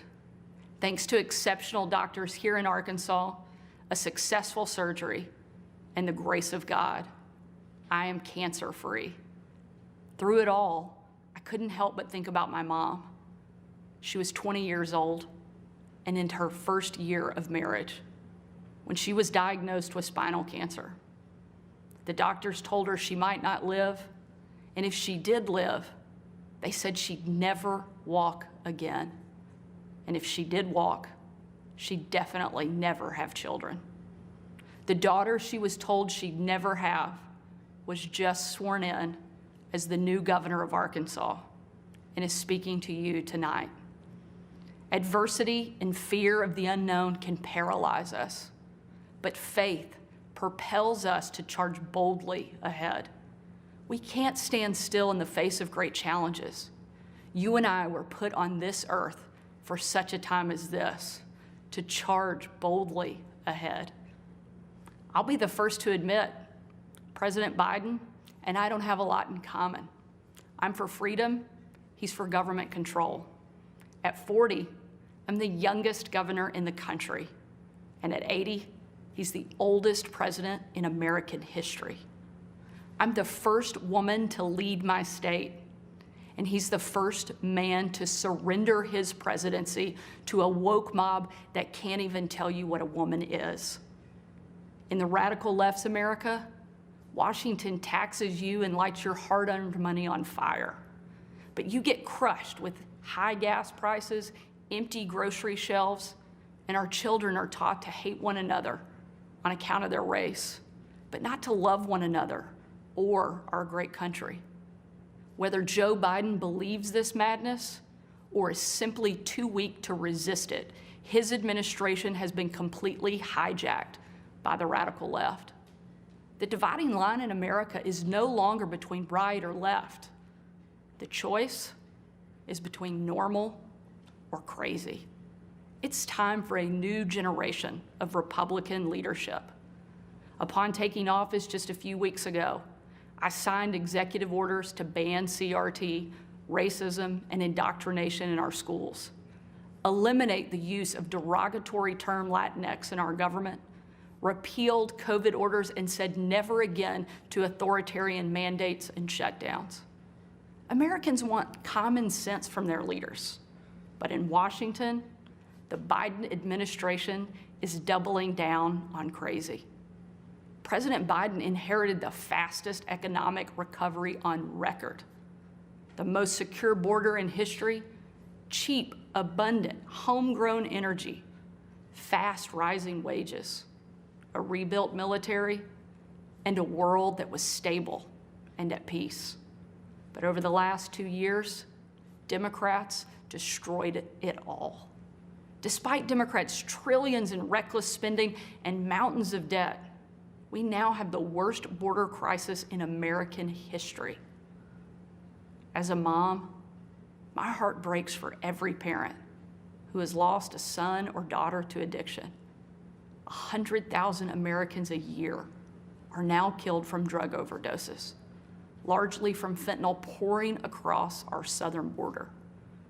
Yet the Biden administration refuses to secure the border and save American lives. And after years of Democrat attacks on law enforcement and calls to defund the police, violent criminals roam free. while law-abiding families live in fear. Beyond our border, from Afghanistan to Ukraine, from North Korea to Iran, President Biden's weakness puts our nation and the world at risk. And the president's refusal to stand up to China, our most formidable adversary, is dangerous and unacceptable. President Biden is unwilling to defend our border, defend our skies, and defend our people. He is simply unfit to serve as commander-in-chief. And while you reap the consequences of their failures, the Biden administration seems more interested in woke fantasies than the hard reality Americans face every day. Most Americans simply want to live their lives in freedom and peace. But we are under attack in a left-wing culture war we didn't start and never wanted to fight. Every day we are told we must partake in their rituals, salute their flags, and worship their false idols, all while big government colludes with big tech to strip away the most American thing there is, your freedom of speech. That's not normal. It's crazy, and it's wrong. Make no mistake, Republicans will not surrender this fight. We will lead with courage and do what's right, not what's politically correct or convenient. Republicans believe in an America where strong families thrive in safe communities, where jobs are abundant and paychecks are rising, where the freedom our veterans shed their blood to defend is the birthright of every man, woman, and child.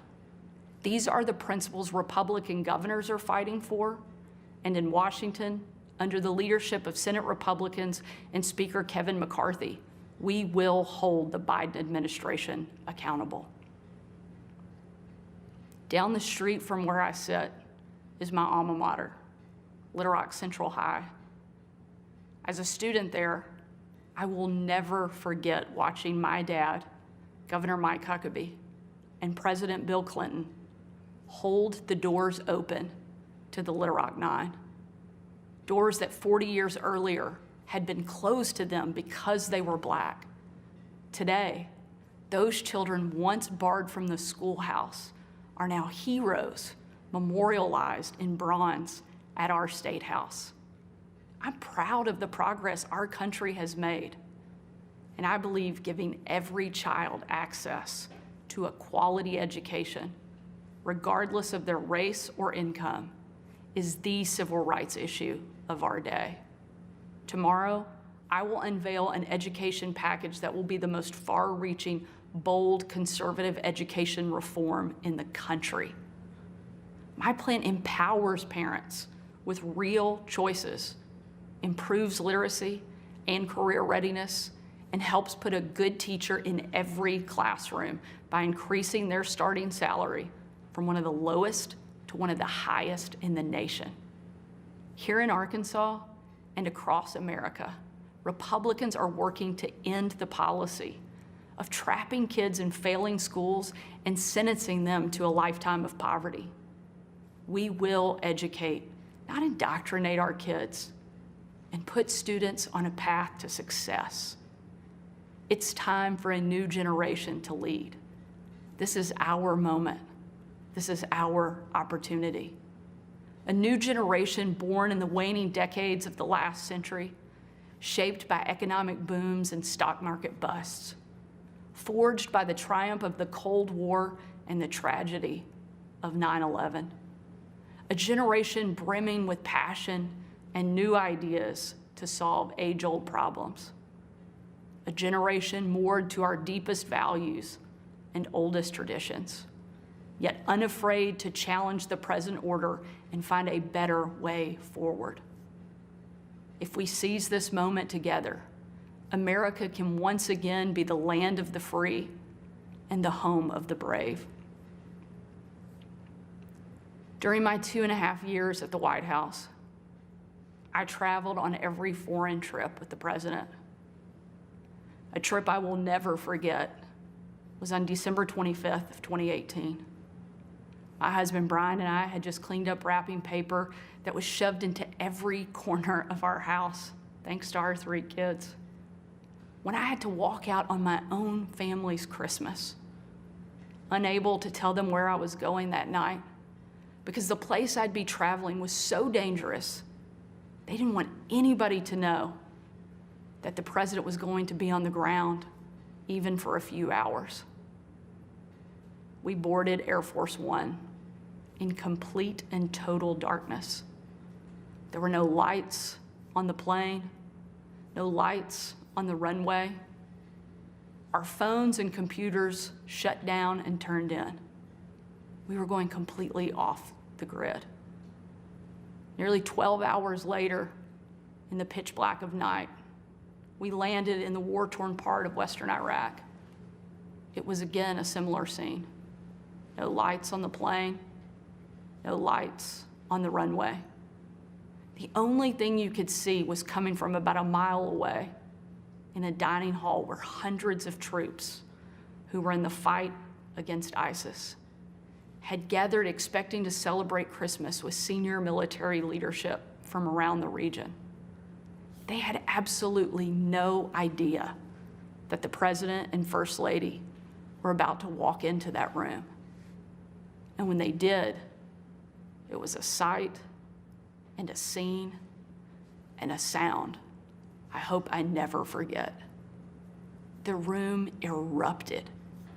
Men and women from every race, religion, and region, every political party, every demographic you can imagine, started chanting in perfect unison over and over and over again, USA, USA, USA. It was an absolutely perfect picture of what makes our country great. One of the young soldiers yelled from the back, "Mr. President, I re-enlisted in the military because of you." And the president said, "And son, I'm here because of you." Shortly after, that young soldier came up to me. He said, "Sarah, you have a tough job." I told him, "What I do is nothing. You take bombs and bullets. That's a tough job."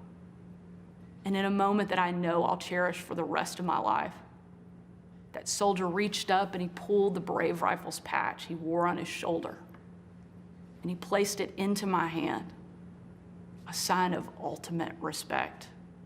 And he said, "Sarah, we are in this together." Overwhelmed with emotion and speechless, I just hugged him with tears in my eyes and a grateful heart for our heroes who keep us free. That young man and everyone who has served before him, all of those who serve alongside him, and the thousands we know who will be called upon to serve after him, deserve to know they have a country and a community back home doing our part in the fight for freedom. America is great because we are free. But today, our freedom is under attack, and the America we love is in danger. President Biden and the Democrats have failed you, and it's time for a change. A new generation of Republican leaders are stepping up, not to be caretakers of the status quo, but to be change makers for the American people. We know not what the future holds, but we know who holds the future in his hands. And with God as our witness, we will show the world that America is still the place where freedom reigns and liberty will never die. Thank you. God bless you, and God bless America. And that was Sarah Huckabee Sanders, the new governor of Arkansas. There's the governor's mansion in Little Rock. Now it's your turn. 202 is the area code, 748-8921 for Republicans, 748-8920 for Democrats, and 748-8922 for independents. Also, text message 202-748-8903. That's for text messages only. Please include your first name and your city if you would. Jerry, Stratford, Connecticut, Republican line. Jerry, you've heard the president and now Governor Sanders. What's your response? What'd you hear? Well, for